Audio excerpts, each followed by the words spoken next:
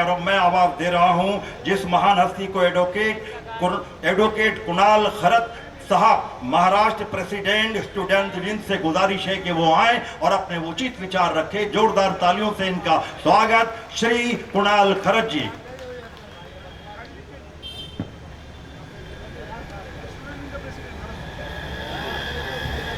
यहाँ सभी जमे हुए मेरे दोस्तों, भाइयों, बुजुर्गों को सबको जय भीम जय भीम।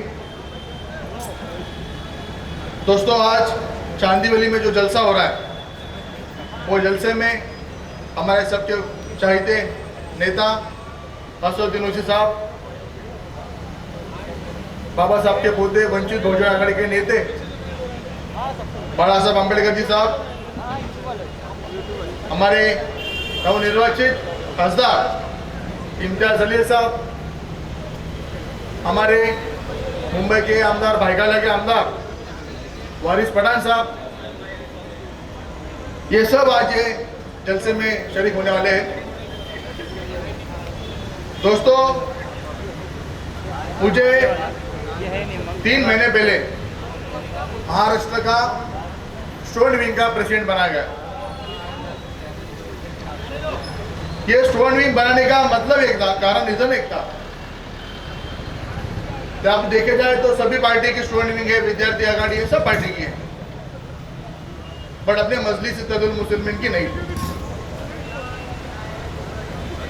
तो इम्तियाज जलील साहब और हमने ये सोचे कि क्यों ना महाराष्ट्र में जो अपने दलित, पिछड़े, वंचित जो बच्चे हैं, जो स्कूल में पढ़ रहे हैं, कॉलेज में पढ़ रहे हैं, यूनिवर्सिटीज में पढ़ रहे हैं, उनके जो प्रॉब्लम्स है उनको हल करने के लिए आपने कोई विंग क्यों बनानी है।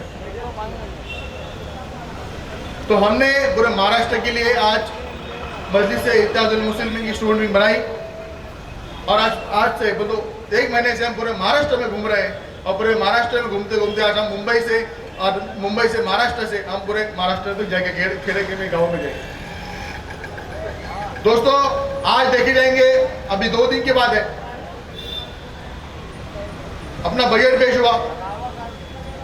बजट में माइनॉरिटीज की, दलितों की जो स्कॉलरशिप थी, जो फेलोशिप थी, जो बजट था, वो कम किया गया। वो कम किया। अभी एक बात मुझे बताइए, बहुत दलित से एमपीज हैं, मुस्लिम एमपीज हैं, कहां थे वो? कभी आपने सुने उनको, कभी उनके खिलाफ बात करते हुए सरकार के? आज जितने दलित एमपीज है, मुस्लिम एमपीज है, उन्होंने बात किया क्या सरकार के खिलाफ? क्योंकि वो बीजेपी के गुलाम है, वो कांग्रेस के गुलाम है, वो राष्ट्रवादी के गुलाम है, वो सपा के गुलाम है, वो ये जो पार्टी में काम करते हैं वो उसके गुलाम होते हैं। वो कभी समाज की बात नहीं करेंगे, वो कभी समाजी तरक्की की बात नहीं करेंगे, वो सिर्फ उनके खुद के लिए लड़ते, खुद का फायदा के लिए लड़ते और उनके कांग्रेस के लिए, बीजेपी के लिए, उनके लिए काम करते, उनके एजेंडे पे चलते। मुझे बताइए दोस्तों, पूरे असेंबली में एक ही आवाज गूंजी थी उनके खिलाफ, वो है असदुद्दीन ओवैसी साहब की। महाराष्ट्र में बहुत से एमपी हैं, महाराष्ट्र में बहुत से एमएलए, बहुत से नगर सेवक हैं, बहुत लोग काम कर रहे हैं। मुझे बताइए, किसी में दम है क्या सरकार के खिलाफ बात करने की?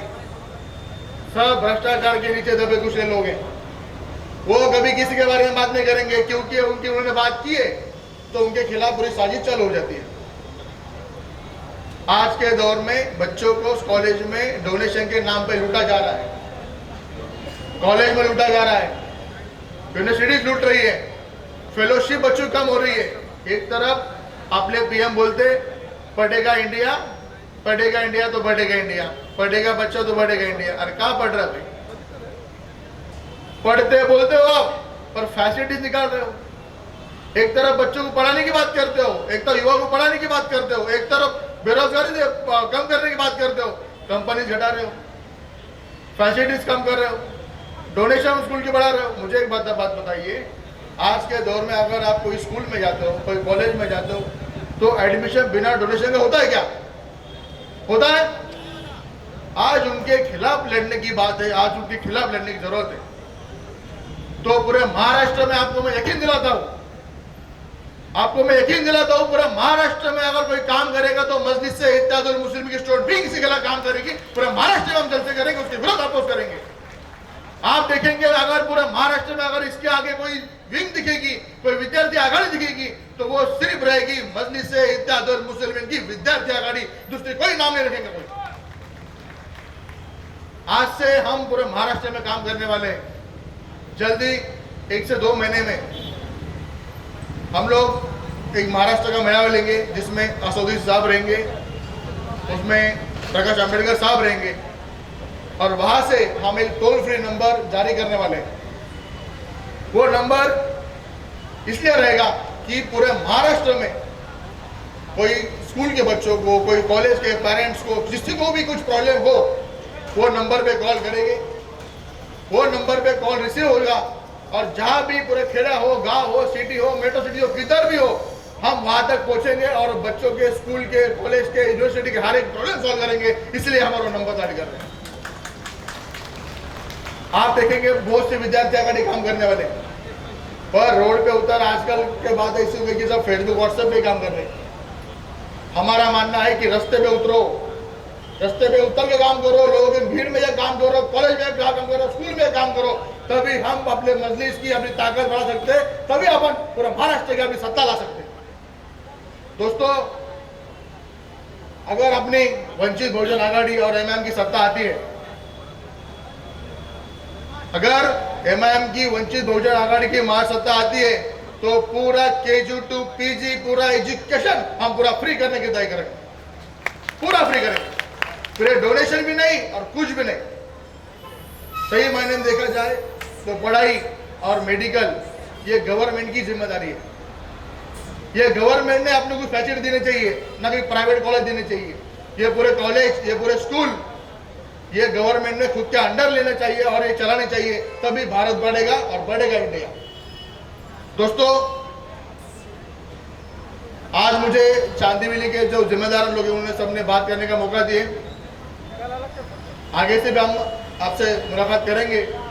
अभी हम चांदीवली में भी आने वाले हैं, तालुका में, यहाँ पे भी हम स्पोर्ट विंग की स्थापना करने वाले हैं।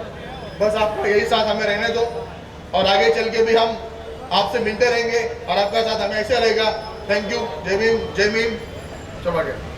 धन्यवाद श्री एडवोकेट कुणाल खरत जी। जय भीम जय मीम का नारा देकर आपने उचित विचार रखे।